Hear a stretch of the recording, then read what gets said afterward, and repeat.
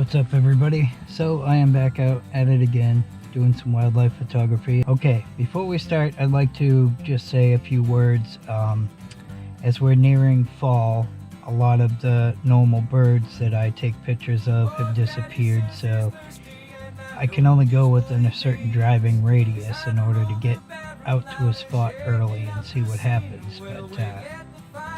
So a lot of what you're going to see could be anything from great blue herons to kingfishers to hawks, ducks, turkey vultures, you name it. I pretty much have to, take shots of whatever I can find around. So hopefully y'all enjoy this video, and thanks again for all your support. And